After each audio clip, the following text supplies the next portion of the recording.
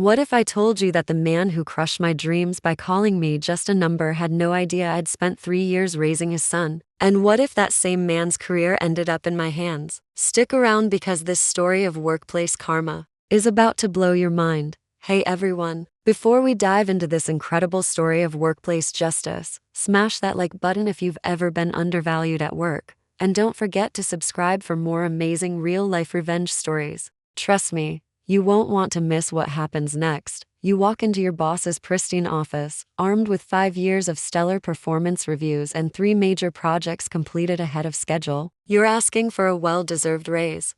But instead of recognition, you get this. You're just a number here, Thea. Everyone is replaceable. That's exactly what Preston told me as he slid my carefully prepared request back across his gleaming desk without even glancing at the second page. Can you imagine? 5 years of exceptional work, countless late nights, and he dismissed me like I was nothing. The decision is final, he said, checking his watch like I was wasting his precious time. Remember, there are 20 candidates who would take your position tomorrow. But here's what Preston didn't know, and this is where our story gets absolutely wild. 3 days later, I'm having a quiet dinner at Castellano's, this cozy Italian place downtown, when suddenly I hear, Miss Thea. Miss Thea, a small body, crashes into my side, little arms wrapping around my waist. It's Everett, and when I look up, I lock eyes with Preston across the restaurant. His fork literally clatters against his plate as the color drains from his face. His wife Olivia turns, confusion morphing into sharp suspicion as she mouths, "Who is she?" Time just stopped. Because you see, Preston had no idea that the employee he'd just called replaceable was the woman who had raised his son for 3 crucial years. Let me take you back 6 years. I wasn't a corporate employee then. I was a doctoral student in developmental psychology, desperately needing a research subject for my dissertation on childhood attachment patterns. Through my advisor, I found the perfect opportunity. A wealthy family needed a live-in nanny for their newborn son. The position would let me conduct my research while supporting myself through school. That family? Preston and Olivia. For 3 years, I lived in their home as Everett's primary caregiver. I bathed him, fed him, taught him his first words, comforted his nightmares. We had secret games, special songs, and I even painted a treasure map on his ceiling. Preston and Olivia weren't neglectful, they loved their son, but they treated parenting like a business meeting. Preston would cancel quality time when work called, saying, "He won't remember anyway. That's why we have you." When my research ended and I earned my doctorate, leaving that home broke my heart. Everett was 4, old enough to understand I was leaving but too young to grasp why his Miss Thea wouldn't be there anymore. Fast forward. The harsh reality of academia hit hard. FADs don't guarantee financial stability, so I pivoted to corporate consulting, using my research skills and organizational behavior. 2 years in, our company got acquired. Guess who walked onto the stage as our new division president? Preston himself. He didn't recognize me. Why would he? The sleep-deprived grad student in comfortable clothes had transformed into a polished professional. I'd lost weight, cut my hair, started using my formal name. To him, I was just another face in the corporate crowd. I thought about quitting, but student loans don't pay themselves. Besides, he worked in another building, our paths rarely crossed. For 3 years, I excelled, earning promotions and building my reputation. Then came the reorganization that put me directly under Preston's management. Suddenly, I was reporting to the man whose son still appeared in my dreams. Still, he never made the connection. Until that devastating day when he called me just a number. Back to that restaurant scene, picture Preston's panic as 7-year-old. Everett announces to his mother, "Miss Thea taught me how to read. She knows about the stars on my ceiling and our treasure map. We have a special handshake with elephant noises." Elephant noises? Olivia repeats, her gaze shifting between her son and me with laser focus. Preston tries to play it off. Thea was a babysitter we hired briefly, but Everett shakes his head vigorously. Not a babysitter. Miss Thea lived with us. She was there every morning and every night. 3 years isn't temporary, I correct gently. And I wasn't just household help. As you well know, the tension in that restaurant was thick enough to cut with a knife. Monday morning brings an urgent meeting with Preston. He's standing by the window, a power move to appear less confrontational. "I've reconsidered your raise request," he says. "Full amount plus a retention bonus if we put this awkward situation behind us." By awkward situation, You mean not recognizing the woman who raised your son, or lying to your wife about who cared for him? His professional mask cracks. He tries to call it a personal matter, but I shut that down. You made it professional. When you dismiss me as just a number, here's where it gets really interesting. The company announces a major wellness initiative. Each department will present their vision, and the winning approach gets adopted company-wide. The winner joins the executive committee. I knew exactly what I had to do. While Preston focused on productivity metrics for his presentation, I crafted something completely different. I dove into my doctoral research, the same research conducted on his son. The night before the conference, I get a text from Everett. Mom got your number from Dad's phone. Can we talk sometime? I miss you.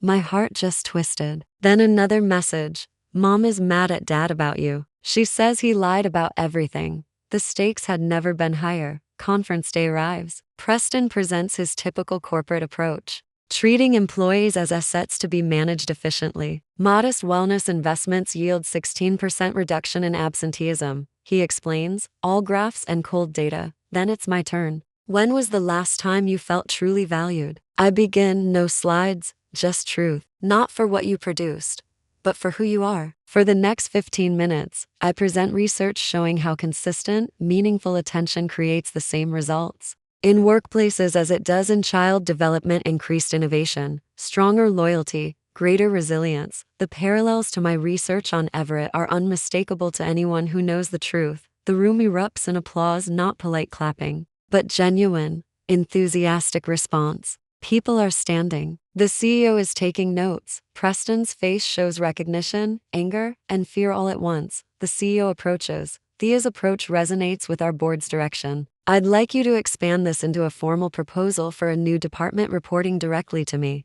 Preston slips out without speaking to anyone. That afternoon, I get another text from Everett. Can I tell you a secret? I found your old notebook in Dad's office. Why does Dad have it? My blood runs cold. My research journal should have left with me years ago. Why would Preston keep it? More shocking, he has lots of notebooks and files with your name on them. Preston had been tracking my career for years. Meanwhile, Olivia reaches out. She's discovered those files, not just my research, but financial records, personal accounts she never knew existed, documentation of affairs. The CEO calls an emergency meeting. Security is at Preston's office, ID examining his computer. They've uncovered massive financial irregularities, misallocated funds, falsified reports. Worse, the kicker? He'd been using my research to develop executive coaching programs he was selling privately while employed at our company. We need your cooperation, the CEO says, but first, let me reaffirm our offer. The company needs your expertise now more than ever. 2 weeks later, I'm sitting in Preston's former corner office, reviewing applications for our growing employee development initiative. Preston's name has become a whisper in the hallways. After the investigation confirmed years of financial misconduct, he was escorted from the building. A knock at my door. It's Olivia with Everett. The boy, now older but still the child I'd nurtured, bounces with excitement.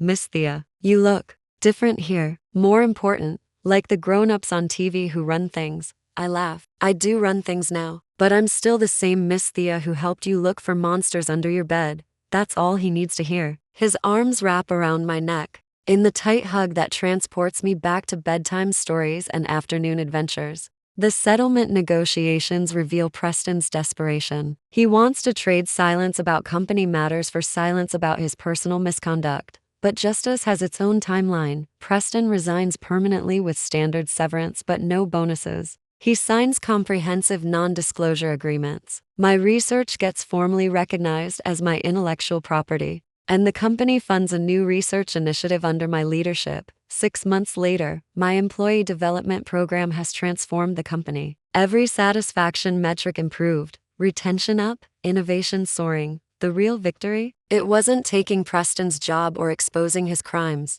It was creating something positive, a workplace where people matter, a continuing relationship with Everett, and even a redemptive path for Preston as he rebuilds his relationship with his son. The greatest revenge isn't destruction, it's transformation. When Preston called me just a number, he forgot the fundamental truth that guided my research. Human connections matter more than any professional achievement. I entered his office seeking fair recognition. I left with something far more valuable, proof that individual worth can never be diminished by someone else's failure to see it. To everyone watching who's ever been dismissed, undervalued, or told they're replaceable, remember this: you're unique. Value exists regardless of who recognizes it. Sometimes the best response to being called just a number is showing them exactly what equation they missed. If this story of workplace justice resonated with you, smash that like button and hit subscribe for more incredible real-life stories. Share this with anyone who's ever felt undervalued at work, because sometimes we all need reminded that we're so much more than just numbers.